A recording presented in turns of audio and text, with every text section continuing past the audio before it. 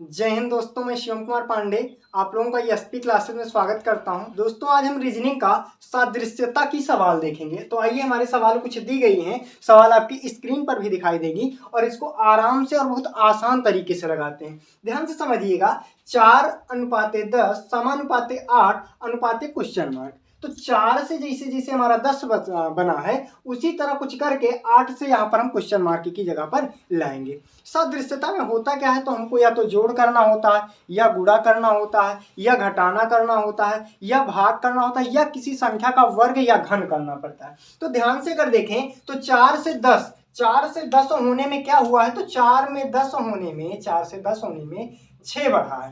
कहने का मतलब इसमें 6 जोड़ा गया है। 4 में अगर हम 6 जोड़ देते हैं तो आंसर कितना आ जाएगा, 10। उसी प्रकार सेम टू सेम हम काम करेंगे। 8 में भी हम 6 जोड़ देंगे तो हो कितना जाएगा, तो 14 हो जाएगा। अर्थात हमारा कौन सा ऑप्शन सही हो जाएगा, तो तीसरा वाला ऑप्शन सही हो जाएगा। आइए दूसरी सवाल देखते हैं। 5 से 12 हुआ है, तो उसी प्रकार 8 से क्या होगा। तो 5 से अगर 12 देखें कैसे हुआ है, तो 5 में कितना जोड़ दें कि 12 आ जाए, तो 7 जोड़ा है। 5 में यदि हम 7 जोड़ देते हैं 5 में यदि हम 7 जोड़ देते हैं तो 12 हो जाएगा। उसी प्रकार अगर हम 8 में भी 7 जोड़ देंगे तब कितना हो जाएगा, तब हमारा 15 हो जाएगा। अर्थात ऑप्शन नंबर चौथा सही हो जाएगा। आइए तीसरी सवाल देखते हैं। 23 से जिस प्रकार 13 हुआ है, 54 से उसी प्रकार क्या होगा। तो ध्यान से संख्याओं को भी देखना है हमें। ध्यान से क्या देखना है कि 23 से 13 हुआ, यानी संख्या बड़ी थी। बड़ी से जब भी संख्या छोटी होती है, या तो संख्याएं घटाई गई हैं या फिर भाग किया गया है। तो 23 में किसी संख्या का भाग देने पर 13 नहीं आ सकता, लेकिन अगर हम 23 में से 10 माइनस कर दें तो हमारा कितना आ जाएगा, 13। उसी प्रकार हम 54 में से भी 10 माइनस कर देंगे तो देखिए हमारा आएगा कितना, आ जाएगा 44। अर्थात ऑप्शन नंबर तीसरा सही हो जाएगा। आइए अगली सवाल देखते हैं। अब यहां पर देखिए क्या होगा कि 17 से देखेंगे 24 क्या कैसे हुआ है, या फिर 17 से 153 कैसे हुआ है। उसी प्रकार अगर 17 में हम कोई भी रूल लगाते हैं तो 24 नहीं आएगा।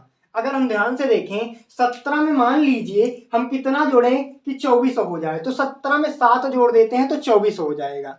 तो 17 में अगर 7 जोड़ते हैं तो 24 हो जाएगा। उसी तरह अगर 153 में 7 जोड़ते हैं तो ऑप्शन में हमारे कोई संख्या नहीं मिलेगा, क्योंकि 153 में अगर 7 जोड़ेंगे तो 160 हो जाएगा, और 160 किसी ऑप्शन में नहीं दिया गया है। तो जब सवाल ऐसे ना आए तो हमें दूसरा तरीका देखना है कि 17 में ऐसा क्या करें कि 153 आ जाए। तो 17 का अगर पहाड़ा पढ़े तो 17 नवैया 153 होता है। तो 24 नवैया करेंगे तो 24 का गुणा जब 9 के साथ करेंगे तो 9 चौक 36। कहने का मतलब इकाई का अंक जो होगा वो 6 होगा, और इकाई का अंक 6 किस ऑप्शन में दिख रहा है, तो 216 में। और वैसे भी 24 नवैया 216 होता है। अर्थात हमारा ऑप्शन नंबर दूसरा सही हो जाएगा। 64 से कैसे 8 बना है, तो उसी प्रकार 289 से यहाँ पर क्वेश्चन मार्क की जगह पर आएगा। तो अगर 64 देखें तो ये 8 का क्या है, वर्ग है। 8 अठाई 64। तो इन सभी संख्याओं में चेक कर लो किसका वर्ग 289 होता है। तो 17 में ही 289 हो जाता है। अर्थात हमारा ऑप्शन नंबर पहला ही सही हो जाएगा। इसी तरह ये 6वां सवाल देखते हैं। 11 को कुछ ऐसा कीजिए कि 1331 हो जाए। उसी प्रकार 9 को भी हम करेंगे कि यहाँ पर क्वेश्चन मार्क की जगह पर आंसर आ जाए। तो 11 का अगर क्यूब करेंगे तो 1331 होता है। 11 ग्राम में 121 ग्राम में 1331। तो उसी तरह 9 9 81 नवैया कितना होता है, 729 हो जाएगा। ऑप्शन नंबर तीसरा।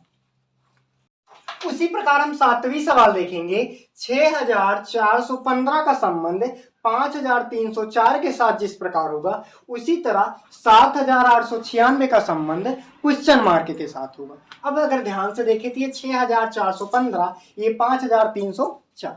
अब ध्यान से समझिएगा, यहाँ 6415 में से 6415 को ऐसा क्या करें कि 5304 बन जाए। तो अगर इसमें देखें तो इसमें थोड़ा सा अंतर दिख रहा है। अंतर का मतलब होता है घटाना। तो एक बार चेक कर लेते हैं इन दोनों का अंतर कितना होता है। 5304 तो घटाएंगे, 5 में से 4 गया 1, 1 में से 1 0 जाएगा 1, 4 में से 3 गया 1, 6 में से 5 गया 1। कहने का मतलब 1111। अगर 6415 में 1111 जोड़ देंगे, सॉरी घटा देंगे, तो 5304 आ जाएगा। उसी प्रकार 7 तो करेंगे क्या, 7,896 में से 1,111 को घटाएंगे। तो आइए घटाकर चेक करते हैं। 7,896 में से 1,111, तो 6 में से 1 जाएगा 5, 9 में से 1 जाएगा 8, 8 में से 1 जाएगा 7, 7 में से 1 जाएगा तो 6, यानी 6,785। और 6,785 हमारा किस ऑप्शन में? चौथे ऑप्शन में। तो हमारा चौथा ऑप्शन सही हो जाएगा, 6,785। आइए उसी प्रकार इस 8वें सवाल को देखते हैं। 8 है, फिर 9 है, फिर 64 है, उसके बाद क्वेश्चन मार्क। तो देखिए पहले 8 है, 8 से 9 कैसे हुआ? तो अगर 8 में 1 जोड़ देते हैं तो 9 आ जाएगा। 64 में यदि हम 1 जोड़ते हैं तो कितना होगा? 65। जबकि हमारे ऑप्शन में छोटे छोटे ऑप्शन दिख रहे हैं तो दूसरी तरीके से सवाल लगेगा। अगर 8 देखें तो किसी संख्या का वर्ग या घन है क्या? तो हमें पता है जो 8 होता है वो 2 का क्यूब होता है। अगर 2 का क्यूब कर देते हैं तो कितना आ जाएगा?